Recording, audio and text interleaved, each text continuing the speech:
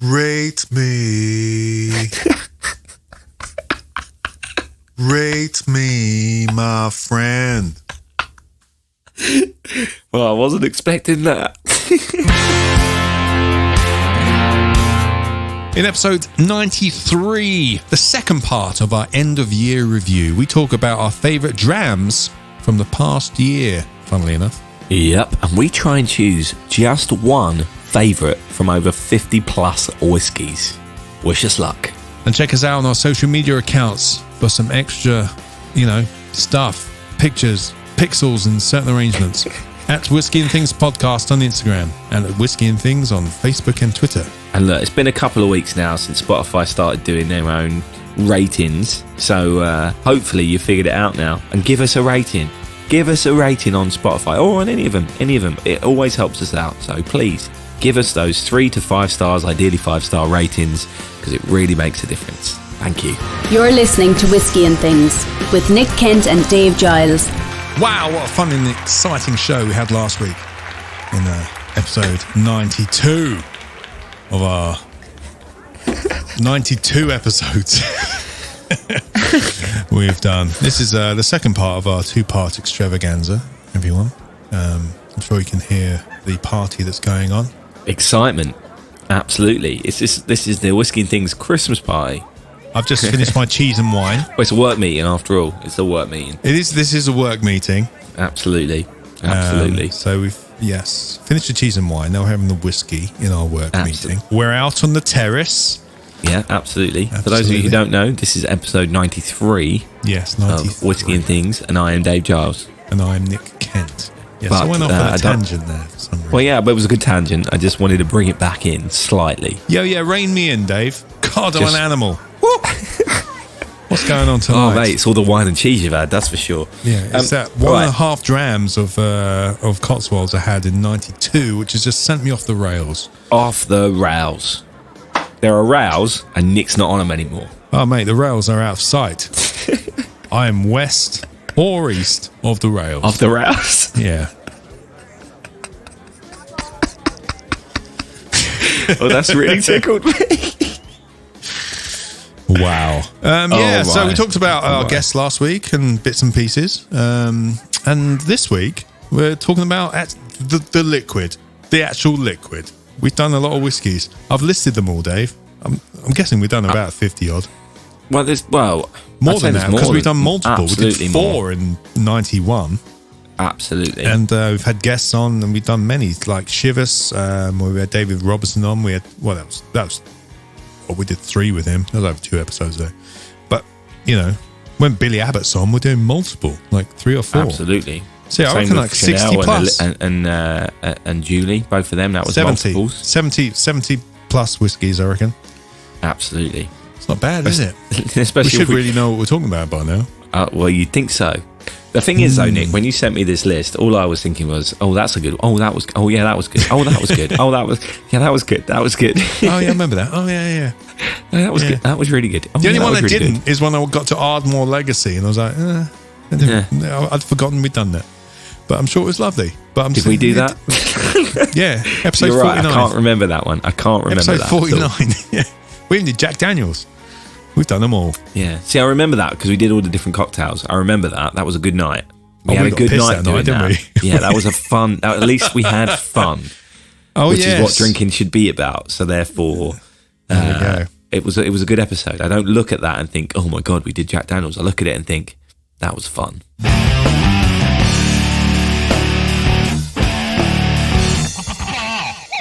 Anyway, Nick, what are you going to drink while we have this whiskey review? Oh, there's another thing. Oh, dear. Another Ip Dip Do coming up. Another what? Sorry? Ip Dip Do, I Pick You. There needs to be a whiskey equivalent of that, doesn't there? I don't know what it would be. If anyone can come up with a decent Ip Dip Do for whiskey bottles going around your bar. Well, I was always the eeny, meeny, miny, mo. But catch a whiskey by its dram. Toe? No. Dram. Yeah. Doesn't work, does it? Part of me wants to drink this. They're the Shivers blending kits. Oh, you want to have some of your blend? Well, no, I just keep drinking them by themselves, like they're different bottles. So now I have the smoky one here, and I was just been drinking. Oh, just have the smoke on its own. But I'm not going to do that. What am I going to do? I want something like, I might finish off. Oh dear, right. I had a Cotswolds last time, so I'm not going to do that last week. Ooh, and I was going to save that for when you were here. Oh God, Ooh. Fill the void, Dave. Oh, Nick, I was going to say, talking of the blending kits, have we done our draw? No, we were going to do that afterwards. Oh, excellent. So I've got all the paper here ready. Oh, fantastic. Can't wait. Yeah. By the time this comes out, the winners will have been notified, of course. You would have missed out if you're not a member of our Patreon. That's what I'm going to say. Yes. Just to clarify, if you're a patron, you could have been entered to a draw to win a Chivas blending kit. Because we had not one, Nick, not two, not three, even. But 7. 4. We had 4 of these things to give away, which is great. So every now and then we get these little giveaways, so that's always good. Oh, yeah. Oh, he's chosen. Oh, here we go. Right, yeah. Pull one from the back of the shelf. Oh, yeah. I had to move the blockers out of the way, as Vin would say. Oh, yeah. Oh, good, yeah. Good callback. As it's episode 80 or 85, one of the two. The Cotswolds. Anyway, I'm Whistle Pig, Farm Stock Rye, number 2. Oh, nice. There's no pop to this cork anymore. He says. Little one. It's really loose. Interesting. It's a proper cork. Like, not even one of those ones which has been chopped up. Doesn't fit anymore. It doesn't fit anymore, so I might have to start finishing this. I've had this bottle for about a year. I do love it. I do love Whistle Pig stuff. 43%. Yeah, I was actually out at a restaurant with my parents and my brother recently in London, and Whistle Pig Rye was on the whiskey list. So me and my brother both had one, and he really enjoyed it. Yeah, I was like, we should try Whistle Pig as a after dinner drink. Aperitif. There it is. Dill, Dave. Dill. There it is. Dill or no dill. That's how you can tell. Oh, where was I? I think I said this in the show. I might not have. But, of course, dill is like a big tasting note. Pickle and dill from it's like a crime fighting team. Pickle and dill. Like Magnet and Still. From Rise. And I was thinking, is that really dill? And then I had like a really posh fish and chips at a gig. Right, when they really look after you and you can have anything off the menu. I had the fish and chips and they had this tartar sauce with dill in it. And it just it smelled like Whistle Pig. It's fantastic.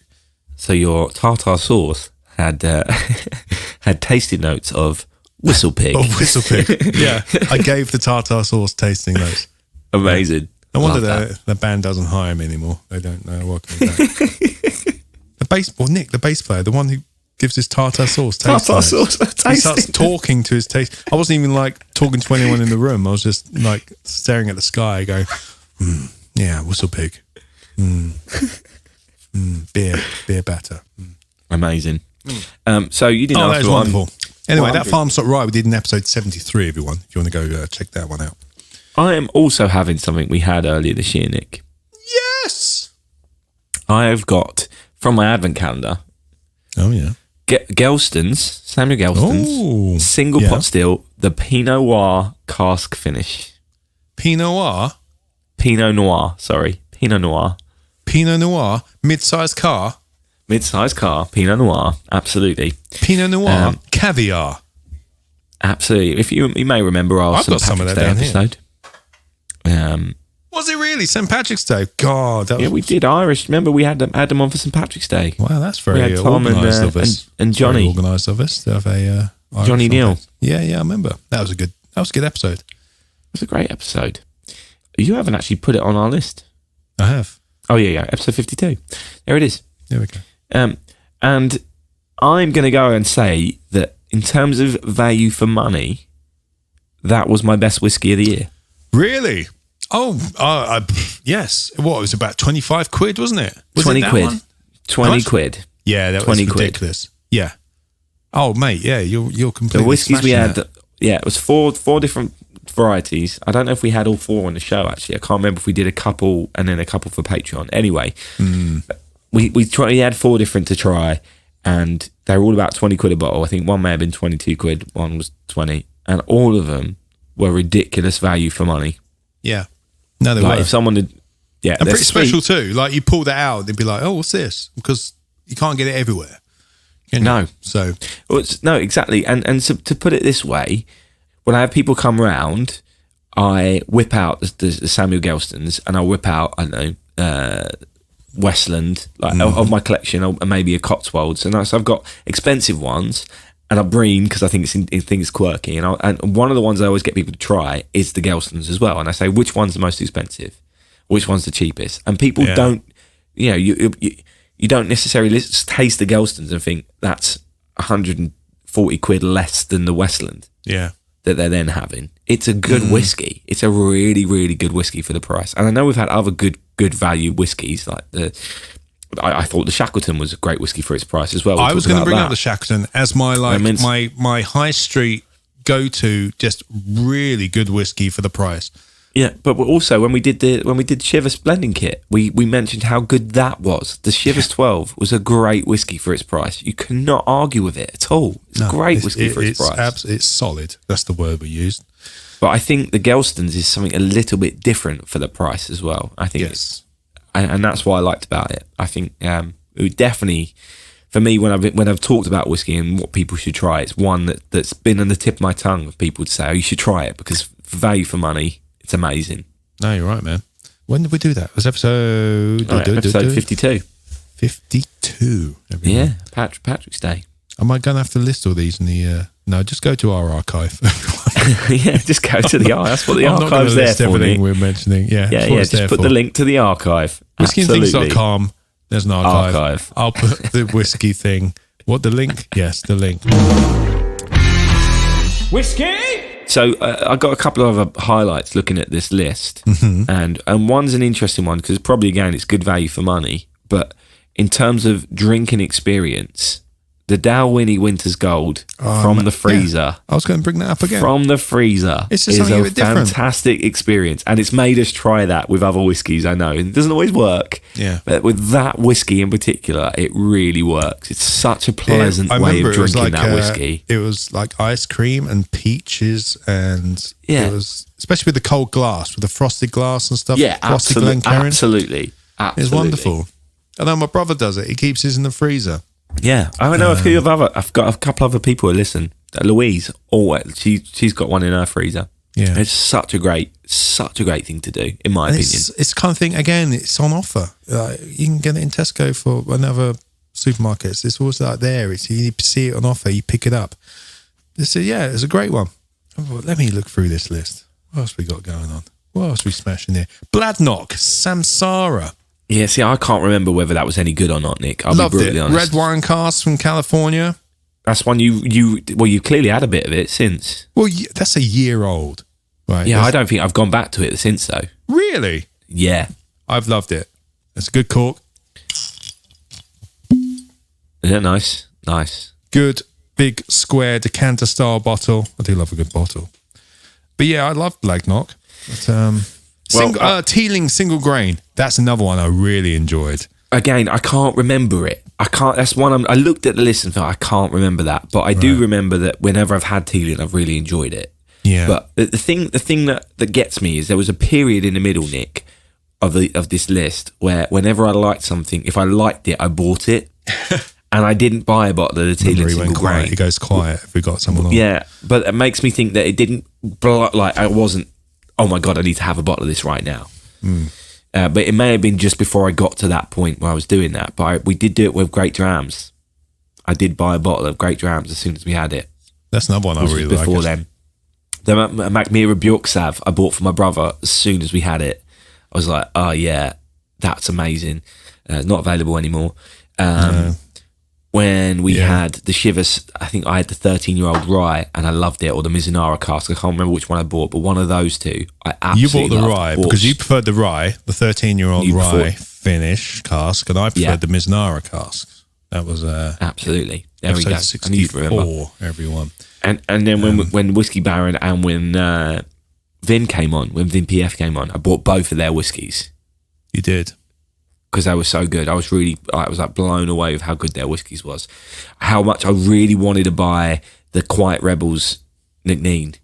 I really wanted to buy that because it was so good, and there wasn't any. I was very disappointed that there wasn't any. I think they don't get me wrong. There's releasing that. I think that the Nickneen thing, the Quiet Rebels, because when we released it, there wasn't anything available. But I think they were releasing certain batches to different countries at different times. Oh, so it might become available again. Yeah, so it was like 4,000 bottles or something. But I think they were going to different countries. So it might be available again. So there is hope, everyone. So it was really, really nice. I finished mine.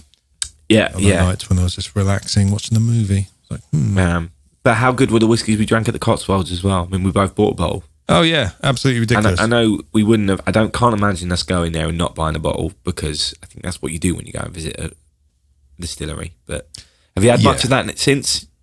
Yeah, but I was having some Danny Gruff, the Sauternes cask, Cotswolds.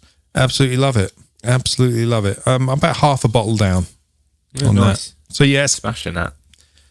I'm not smashing it. It's getting drunk. It's getting drunk, which is good. Yes, I mean, I'm still, even though I bought all these bottles this year, I haven't opened any of them. Yeah. I'm still working through what I bought Everyone the previous round year. to Dave's. Yeah, exactly. So there's a great party to be had at mine, I guarantee it. That's what we're doing for the 100th show, everyone. We're going to Dave's house, everyone. Yeah. And all patrons allowed. That's a good shout. That's a good shout. Dave's collection. Let's do that. In terms of when I look at this list and what I would like to have bought if I had the money, definitely there was one of the New Zealand whiskey ones I would definitely have bought if I had the money. If I remember rightly, you loved the Omaruvian. Oh yeah, well there you go. Which I'm probably going to finish tonight, to be honest. Do it. Look at it. It's just sitting there. That's a shot. That's a good measure there, which is good. Finished the South Island single malt. I think Danny helped me with that a few weeks ago. The 25-year-old. Good Lord. Nice. Oh, yeah. Again, have you listened to episode 91, Dave? Yeah, I did. I listened to it yesterday. Cool. Just checking, because I know you're busy. But yes, they're distilling again. Yeah, I heard. Which is great. And I was looking at they've actually, look at their stories and stuff on their Instagram. They're filling a load of casks and they're selling stuff. They got a thing. This is the New Zealand whiskey collection, by the way. Sorry, yes. Well, yeah, I thought you said that. Well, I listened to. I knew what you meant when you said episode 91, but other people might not have mentioned that. Yes, but they're distilling again, which is fantastic. And so yeah, it was weird that we recorded that episode back in August, and then when I came to put it out, it was like, oh, I need to update this episode because they're now making things again, because it was all old stock before that. But fantastic, yeah. So go check it out because there's some good stuff. Good. People are distilling. It's wonderful. Good to see. Yeah. So obviously we could mention every single whiskey and go through it and give a little thing. I'm glad we tried the Tasmanian Rye. I'm looking forward to drinking more of that next month. I told you I wanted to bring that to Abbey Road. Yeah, I've been drinking that. It's a special whiskey that we want to have again. It's different, and I like that. That was a good one in episode 60. It was great that we found a bottle of Johnny Walker that we enjoyed. Johnny Walker Green. Thank you, Jeff Whiskey, for helping us out with that one. Episode 66. We found a Johnny Walker we liked. But again, we like everything, but we don't think some of them are worth the money. And the black I don't get on with, and the red I don't get on with. But the green, pleasant, very pleasant. It's a blended malt. Not that matters, but it just, for some reason, it's a blended malt that we like. Yeah, absolutely. But there we go.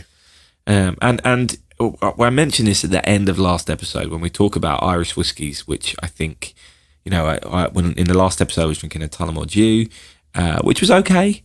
But, now I've got this Gelston's, which I really like, which is incredible value for money. But also, you introducing me to Redbreast is a game changer.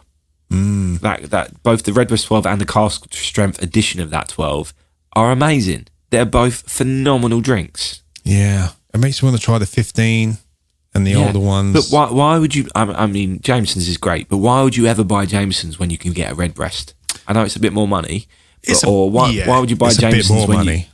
Why would you buy Jameson's when you can get Samuel Gelston's? There's so many other things out there. If you're a Jameson's drinker, if you're one of those people that, I love Jameson's, why are you not trying others? There's so much good stuff out there. Just don't buy the Jameson's orange, everyone. Steer clear of that. Yeah. Yeah. In fairness, the Jameson's stout edition is still fantastic, superb, isn't it? Yeah. No, they do some great stuff, but the orange thing, steer clear. Yeah, and I want to say this as well, Nick. If I had the money, I would buy almost every single whiskey that we've had on with Billy Abbott or Chanel or Julep, because they give us some incredible whiskies where you just go, wow. And my other find of the year, which I know I'm going to go back to, is Mosgard. Oh, really? I thoroughly enjoyed those Danish whiskies. Great stuff, didn't they? Yeah. That to me was a real I enjoyed that so much. That almost every single one, I was like, wow. I wonder why I didn't have any left when I did. I did the tasting like a week before we did the episode, and I drank it all. Yeah. For educational purposes, everyone. But interesting times, and I'm looking forward to seeing what Cooper King come up with as well. I know we got them before they've actually done a whiskey there, but their new make was good. I'm looking forward to them turning out a whiskey soon. I think we're getting to that point. That was episode 50, and that was a great episode as well. I really enjoyed that episode. Yeah, that was nice. Yeah, we need a little update from them. You're listening to Whisky and Things. Nick, I'm going to ask you this: what was your least favourite thing you've drunk this year? My least, I don't think there's any prizes for. I feel so bad because my friend bought me this for my birthday, but it's the Langaton. Really, not the Liars. Oh yeah, it's not even a whiskey. It's on our list. Scrub that we off. had it, mate. We had it. But you know what? There you go. But to be honest, I found the Liars quite refreshing. I find it quite. Yeah, it's not a whiskey. Posh squash. And it's posh squash. It's not a whiskey, but we'll put it with a certain bit of orange and stuff. And it's a very expensive, non-alcoholic drink, basically. If you're into that, fantastic. And if you can afford it, fantastic. And I like what they're trying to do. But for me, it wasn't good enough. But I did enjoy drinking it. But it's not worth the money. But for me, my least favourite drink... I'm sorry, Rob Wicks. Thank you. And he's a patron as well. God. I love you. But it was the Langaton Old Dear because that's Chardonnay-ness. Oh, there it is. But the thing is, though, I don't know if it is the Chardonnay-ness because it came out a bit in the Mosgard, which wasn't Chardonnay-ness. I need to put my finger on what this smell is and this taste in this Langaton Old Dear that is disagreeing with me. I need to find. That's another goal of 2022. What is this tasting note that disagrees with me? Fair enough. See, I've got two on the list that were disappointing. That aren't that. Yeah, the Cardew. Oh, interesting. Okay. It just was like meh. Well, yeah, wasn't it? It just was meh. It didn't was do meh. anything. It was meh. It was a boring bottle as well, if I remember rightly. Yeah. It was dated. It looked like it belonged on a dusty shelf of a retirement home, if I remember rightly. And this other one, I'm sure it's a fine whiskey, but it disappointed me, and it was the Glen Livit Caribbean Reserve. Wow, whiskey number 1 of 2000. And the reason I say it disappointed me is probably just because I love the Balvenie Caribbean cask, and I was the Balvenie, and I was expecting it to be as good as that, and it wasn't. No, it smelled great. Balvenie is special. That 14-year. Yeah, but for some reason the Glenlivet Caribbean Reserve didn't do it for me. And I'm sure, actually, if I didn't have that expectation of it being as good as the Balvenie, I'd probably enjoy it. But it just wasn't there for me. And I remember being really disappointed because I was really excited about it. Yeah, well, it's a £23 bottle of whiskey. It's a budget whiskey. There you go. Compared to the Balvenie, which is twice that much, at least. Yeah, it's a 14-year you're talking about. Exactly. That Glenlivet, I don't think it's even 12-year. It's because they started at 12 for the age range. We're probably talking about 7 to 10 years. Not that age matters, everyone, but Balvenie is a class act. That's what we're saying. Why should you get that guy on? David. God. Has he got the same name as the guy from the Eurythmics? Dave Stewart. Dave Stewart. Is that his name? Yeah, well, if it's the guy from the Eurythmics, then yeah, it's Dave Stewart. Okay, well, I'll edit this appropriately. Accordingly. If not. Also, at the Whiskey Show, I was a big fan of the new Westland Gariana 6. I think that was possibly my highlight that I remember from that, and it might just be name brand recognition as well. We had a lot of good whiskey that day. We did have a lot of good whiskey that day. But that's the one I really, really enjoyed. You liked the Westward, if I remember. The Westward. Yes. You loved that. Yes. And so yes. Well, hopefully, yes. Yeah, that's one we need to try and get on for next year. Yeah, we're going to sort that out for next year. Oh, Absolutely. God, that day we tried everything apart from the food. Yeah. Which was a mistake. It was a mistake. So, listeners, if you've got a favourite whiskey that you had, we would like to know what your favourite whiskey of this year has been. What should we be trying next year that we haven't done? Is there a distillery we've not even touched yet, which you'd like us to explore? One of your favourites that you think, I wish these guys would talk about that. Maybe you want to come on and taste it with us as well. That would be fun as well. So, yeah, please do get in contact and open our minds. Yeah. Are there anything else that's standing out, the stuff that you really want to try on the show, Nick, that we haven't done? Any countries perhaps that we've not done? I'd like to try some corn whiskey. Nice. From the States. There's that like the coloured corn, blue corn. There's that Oxford Artisan Distillery. Yeah, there's that too. Yeah. That does a corn whiskey. We could try some of that. Yes. Don't know anything Liars are doing now. I think we should do an Israeli whiskey because we had a little bit in our Patreon extra. Oh, absolutely. With Billy Abbott, and I think finding out more about Milk and Honey would be a great idea because they sound like a super interesting distillery. Yeah. And we had an independent bottling version of one of their whiskies, but I think I'd love to know what they're doing. I'm looking forward to getting tucked into some Starwood Australian whiskey. I've heard good things about it. I've got a bottle at home. We've just not had it yet. I'm looking forward to that. Yes. That might happen that'll be soon, early hopefully. on next year. Hopefully, we'll be cracking into that. And I don't think we've had any Canadian whiskey yet, Nick. No, we were meant to, and we will get on to that. I'm sure that's going to happen. We've got some. We just haven't done it yet. We'll get on to that with some guests who have been meaning to come on for a while. Absolutely. You know who you are if you even listen to us anymore because you don't have time for us anymore. Yeah, they're big superstars now, aren't they? Absolutely big superstars. Big superstars. But anyway, Sting.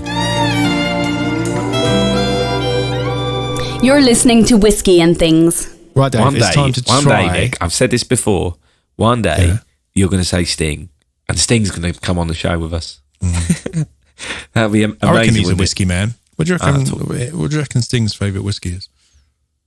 Probably Blue Label. I really hope not, but I reckon he's probably one of those showy kind of like, oh yeah, I drink Johnny Walker Blue kind of people. Nah, he's a classy guy. No. He's into his tantric stuff, so he wants something that's going to last a long time. Anyway, Nick, I interrupted you. It sounded like you had a feature coming up. Well, no, because we promised everyone at the beginning of the show that we were going to try and dwindle them down to our favourite whiskey. Oh my God. Right, one favourite whiskey of the year. Shall I go first? Because you keep talking and keep saying things that I've wanted to say. All right, go on then. Okay, I think when I saw this, when I was making a list earlier of everything we'd done, I saw this and I was like, you know what? Yeah, I remember us both going mental about that. Brook Laddie, 11-year Water of Life edition. That's really good. That's an anticlimax. For me, I remember loving that. I'm sure there's other things which are a bit more unique and this, that, and the other, but I remember us both loving that whiskey. And so just to end this episode, I'm just going to say the Brook Laddie 11-year Water of Life edition. But now you're going to say something, and I'm going to think, you know what? Yeah, that was nicer. I don't think I can do it, Nick, mate. I don't think I can pick one. Well, I've just picked one for the sake of it, just for a soundbite. But I mean, the redbreast. I love a redbreast. I can't do it, Nick. Well, can't do it. The thing is, I think it's going to be tainted by what I've had most recently, and I think most recently it was one of the Mossguards that I got really excited about. The port cask. Port cask is what I was going to say. That was the one I think, but it might just be because it's on the brain and I had it most recently. Yeah, I'm going by. If I remember a reaction from us both. I remember the Brook Laddie being and we both loved the standard one at the whiskey show as well. See, that's something I think Brook Laddie is something I want to do more of next year, because I think when we had the classic Laddie, that was a real standout moment at the whiskey show, and we haven't done it we've only done the special edition Water of Life that you can't even buy a single bottle in. So I think we definitely need to get Abby from Brook Laddie on. Yes, and a packet of Monster Munch. Absolutely. Well. Yeah, not that I will be partaking in that. Do you know what, Nick? I've got a favourite. Yeah. Woodsman. Yeah. Clearly. And, this year's Whisky and Things prize goes to the Woodsman Marketing Department, everyone. Well done, the Woodsman Marketing Department. You sold me a bottle of whiskey, and you might be selling me another one. Absolutely. Well done. Or I'll buy a monkey shoulder. But, well done. But no, buy the Shackleton, because that's the same company, and it's fucking amazing. Yeah. Tell you what, I also want to do more of next year. There was a thing we did this year, Nick, which really enjoyed. I really enjoyed doing it, and that was when we did Woodford Reserve, and you made me make a mint julep, and I loved it. And it was a cocktail I'd never had before, and I loved it. And I think every now and then we need to make sure we do a new cocktail, because that was a real good fun. Same as we talked about the Jack Daniels, when we went through all those different varieties of Jack Daniels. That was good fun, and we got some different tasting experiences from whiskies that we've had before. So we should not neglect doing things like that, because I think it's good fun, and I think it's good for everyone to hear different ways of having their favourite whiskies, in my opinion. No, you're right. You're absolutely right. Yeah. Anyway, Woodsman, winner of the year. Yeah, great bottle. It's a great bottle, to be fair. Yeah, this has been fun. It's been great looking back. I had forgotten about some of these, and I'm glad I've been reminded them. Glad I've been reminded some of the purchases I've got at home, which I need to open. You need a party. I do need a party. You're right. Oh, yeah. So we're recording this on the day when they're talking. Yeah, when they're talking about shutting everything down again after the New Year, or after Christmas. After Christmas. Yeah. Oh God! Wow. Well, hope everyone's staying positive out there. Just have a work and this will come out that week. If it happens, this will have come out at that point. So, enjoy your lockdown, or hopefully not. But whether you're locked down or not, stay safe. Yeah, stay safe. Don't fly anywhere, because you might get stuck. Yeah, that would be a nightmare, wouldn't it? That would be an absolute nightmare. Oh, God. Could you imagine? Could you imagine? Oh, my God. Thank you to all the whiskies who have appeared on this week's show and throughout the year. We couldn't have done it without you. Absolutely. No, that's a very good point, Nick. We absolutely couldn't have done it without them. No, we couldn't have done it without you. Your great whiskey personalities. You carried the show, to be fair. You've carried the show. You can join our Patreon at patreon.com/whiskey and things. Thank you to everyone who was on there. We do giveaways every now and again, and we do exclusive content, etc. Currently planning show 100 for you. And there'll be some whiskey being sent your way very soon. Yes. And apparently you can rate us on Spotify, as we've mentioned. Again, we're still trying to work it out, because we haven't moved since we recorded last week's episode. No. So, but you should have worked it out by now. Come on, you've had a whole week. You've had a whole week. Some effort. Pull your finger out. Yeah. Yes, there we go. So anyway, Nick, you've had your share, mate. I want some more. All right. But, all right. Anyway, cheers. Thanks for coming. Whisky and Things has been brought to you by